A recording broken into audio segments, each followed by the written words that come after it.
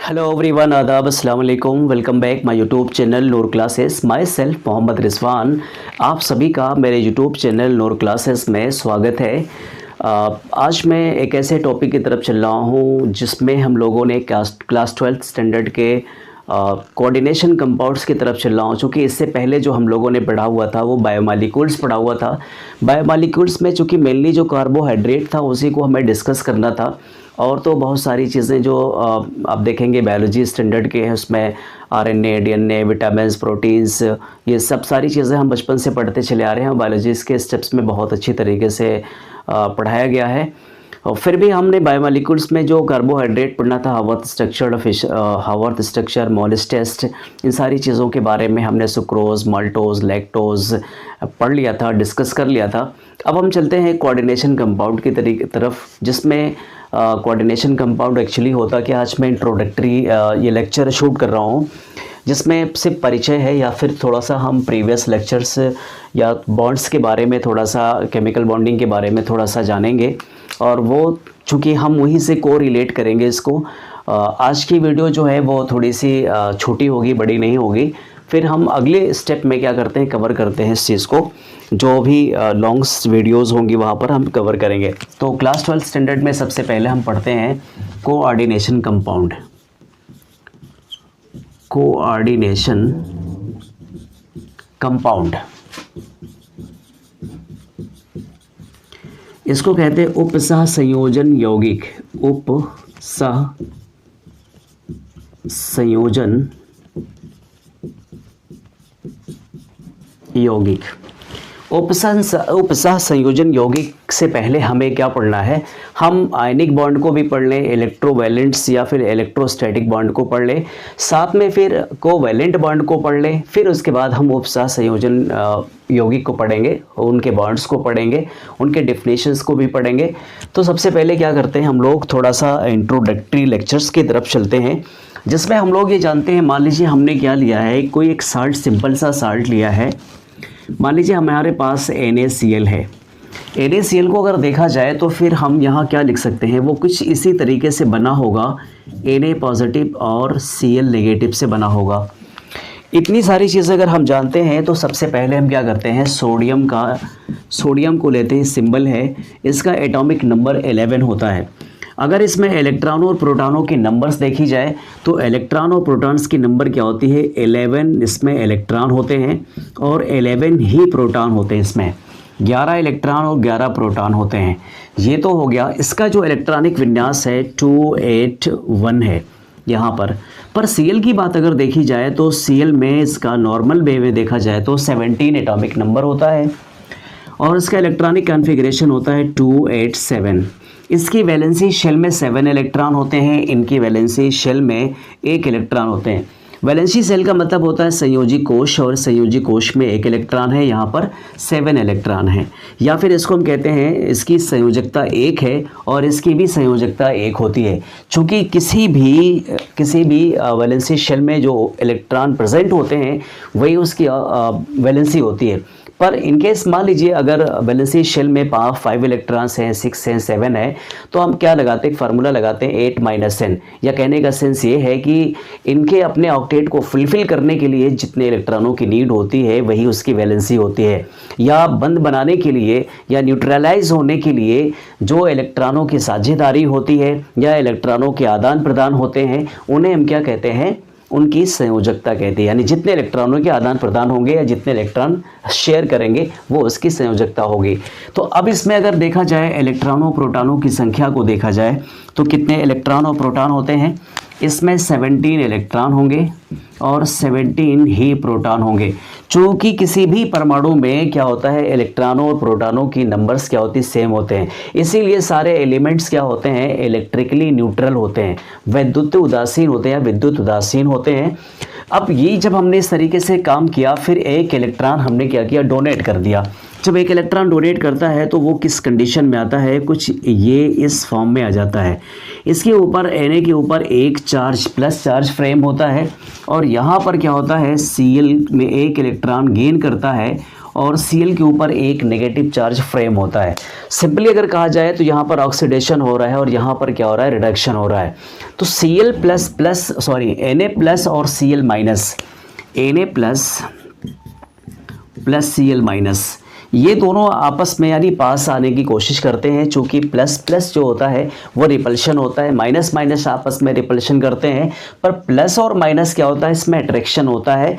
एक चूँकि क्या करता है, अगर हम देखा जाए तो एक परमाणु का नाभिक दूसरे परमाणु के इलेक्ट्रॉन आपस में आकर्षित करते हैं, दूसरे परमाणु का नाभिक दूसरे यानी इस वाले परमाणु का इलेक्ट्रॉन आपस में आकर्षित होते हैं, पहले के इलेक्ट्रॉन दूसरे के इलेक्ट्रॉन आपस में प्रतिकर्षित करते हैं, दूर भागते हैं, और दूसरे के नाभिक और पहले के नाभिक दोनों क्या करते हैं, आपस में जब पास आते हैं तो प्रतिकर्षित करते हैं यानी रिपल्स करते हैं। तो दो कंडीशन में अट्रैक्शन हो सकता है, एक का प्रोटॉन एक का इलेक्ट्रॉन, दूसरे का प्रोटॉन और पहले का इलेक्ट्रॉन, तो इस कंडीशन में आकर्षण हो सकता है। तो प्लस और माइनस का अट्रैक्शन होता है और ये क्या बनाता है, फाइनली ये बना लेता है NaCl बना लेता है। क्या बनाते हैं ये लोग, NaCl बना लेते हैं। अब जब ये NaCl बनाते हैं तो इसको हम कुछ इस तरीके से दिखाते हैं। किस तरीके से, ये दिखाते हैं Na और यहाँ पर बॉन्ड दिखाते हैं इस तरीके से। एक्चुअली Na प्लस और ये बॉन्ड जो दिख रहा है वो एक इलेक्ट्रॉन इन्होंने डोनेट किया है। कैसे डोनेट किया है, जैसे यहाँ पर क्या हुआ, ये बन गया आपका 2,8 हो गया और यहाँ पर 2,8,7 था तो कितना हो जाएगा, 2,8,8 हो गया।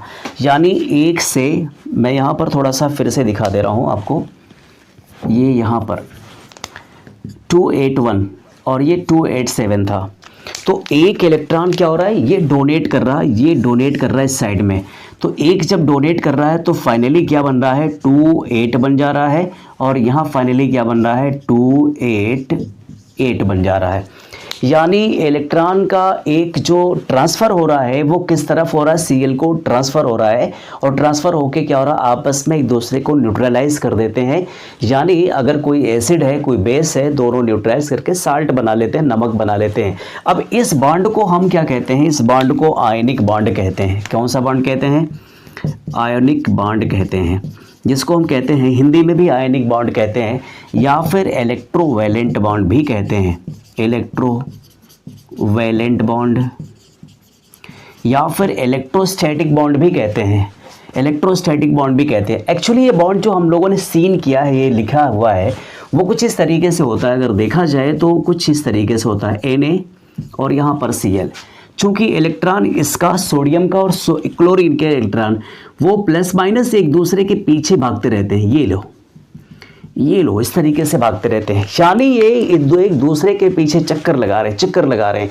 तो एक दूसरे के पीछे भाग रहे हैं और एक क्या होती है, बॉन्ड क्रिएट रहती है, बनी रहती है, जाने नहीं देंगे एक दूसरे को दूर, बस अट्रैक्शन रहता है, वो उसको खींच रहा है, वो उसको खींच रहा है, यानी बीच में एक बॉन्ड बन गया है और वो नॉट ब्रेकेबल होता है, ब्रेक नहीं होता है। यानी एक्चुअली इस तरीके से बॉन्ड बन जाता है। एज ए सीन करने के लिए हमने एक बॉन्ड बनाते हैं जिसको हम क्या कहते हैं, और ये क्या होता है, सिग्मा बॉन्ड होता है। सिग्मा बॉन्ड जानते भी हैं, सिग्मा बॉन्ड का जो ओवरलैप होता है एंड टू एंड होता है, ये इस तरीके से एंड टू एंड होता है, ये देखिए एंड टू एंड होता है, या फिर हेड टू हेड ओवरलैपिंग होती है सिग्मा बॉन्ड। तो स्टूडेंट्स अब हम लोग देखते हैं सहसंयोजक बॉन्ड को देखते हैं। मान लीजिए आपके पास HCl इस तरीके से लगा हुआ है, या फिर आप देखें CH4 की बात करते हैं तो यहाँ पर CH4 है। HCl में देखते हैं तो HCl क्या करता है कि दोनों नॉन मेटल हैं, यहाँ ये भी नॉन मेटल है, ये भी नॉन मेटल है, तो दोनों के बीच क्या होता है, इलेक्ट्रॉनों की शेयरिंग होती है। एक इलेक्ट्रॉन इनके पास होता है, हाइड्रोजन के पास एक इलेक्ट्रॉन है। क्लोरीन के जो संयोजी यानी संयोजी कोश में 7 इलेक्ट्रॉन होते हैं, तो चूँकि 7 इलेक्ट्रॉन होते हैं, इनको एक इलेक्ट्रॉन की नीड होती है। इनके बीच क्या कॉन्ट्रैक्ट साइन होता है, कॉन्ट्रैक्ट साइन यही होता है कि आप मेरे साथ एक इलेक्ट्रॉन को शेयर कर लो और शेयर करने के बाद हम दोनों लोग क्या हो, संतुष्ट हो जाएं, बिल्कुल क्या होता है, सैचुरेट हो जाएं। तो ये क्या करते हैं, आपस में एक इलेक्ट्रॉन इन्होंने क्या किया, साझेदारी कर दी, शेयर कर ली, और शेयर करने के बाद कुछ इस तरीके से ये बना लेते हैं अपने इलेक्ट्रॉन, यानी अपने एक बॉन्ड बना लेते हैं, जिसको हम कहते हैं सहसंयोजक कहते हैं। क्या कहते हैं, सहसंयोजक बंध कहते हैं, सहसंयोजक बंध। इसको हम इंग्लिश में कहते हैं कोवैलेंट बॉन्ड कहते हैं। कौन सा बॉन्ड कहते हैं, कोवैलेंट बॉन्ड कहते हैं। ये हुआ कोवैलेंट बॉन्ड। तो क्या कोवैलेंट बॉन्ड में क्या होती है, इलेक्ट्रॉनों की शेयरिंग होती है। CH4 को भी अगर आप देखेंगे तो C, यहाँ पर H, यहाँ भी H, यहाँ भी और यहाँ पर H, इनमें क्या करते हैं, इलेक्ट्रॉन होते हैं, एक इलेक्ट्रॉन इसका, एक इलेक्ट्रॉन इसका, एक इसका, एक इसका, एक इसका, एक इसका, एक यहाँ इनका, एक इनका। ये दोनों लोग क्या करते हैं, इलेक्ट्रॉन को शेयर करते हैं इस तरीके से। देखिए यहाँ शेयर करते हैं, यहाँ शेयर करते हैं। अगर स्ट्रक्चर इसकी ड्रा करनी हुई तो कुछ इस तरीके से ड्रा करते हैं। ये देखिए 109 से 28 डिग्री का होता है, इसको टेट्राहेड्रल स्ट्रक्चर कहते हैं। तो CH4 क्या करता है, इलेक्ट्रॉन को शेयर करता है, यानी कार्बन अपने इलेक्ट्रॉन को हाइड्रोजन के इलेक्ट्रॉन से शेयर करते हैं दोनों लोग इस पे। ये होता है बॉन्ड, सहसंयोजक बंध होता है। इसमें भी सिग्मा बॉन्ड क्रिएट होती है और ये नॉन मेटल के बीच बनता है। ठीक, ये हो गया। अब दूसरी चीज़ क्या करते हैं हम लोग, उप सहसंयोजन की तरफ चलते हैं।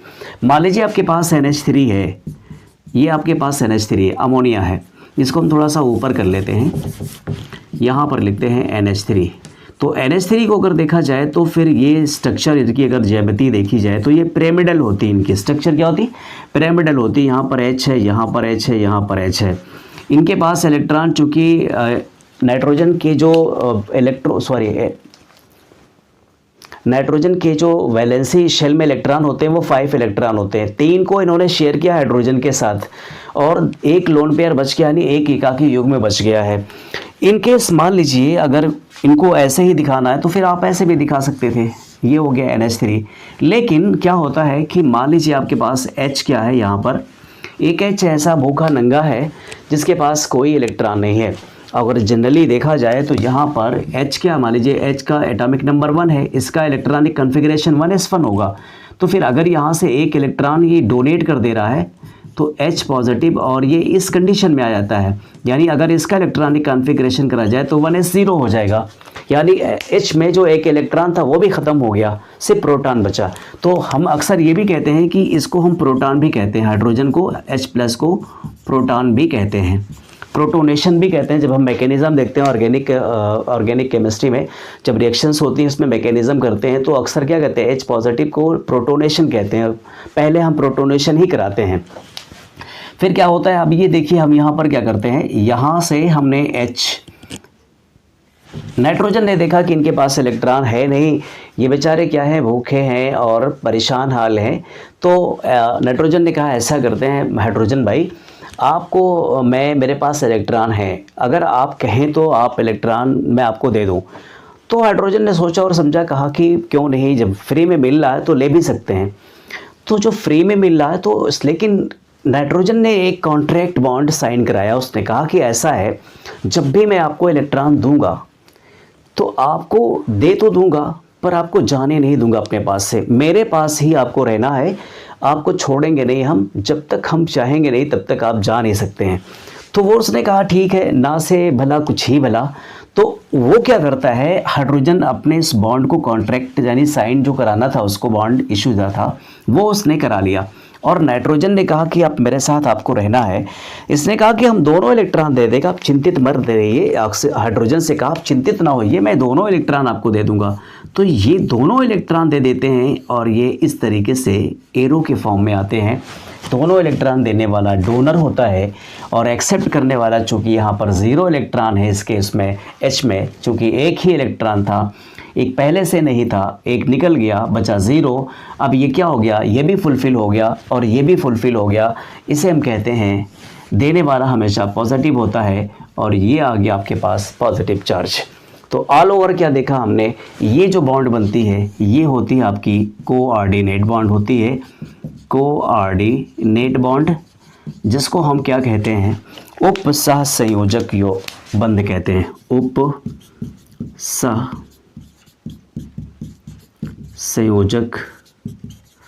बंध कहते हैं। तो हमने क्या देख लिया, उप सहसंयोजक बंध कैसे बनते हैं, और इस चार्ज को अगर हमें ख़त्म करना होगा तो हम यहाँ पर Cl नेगेटिव।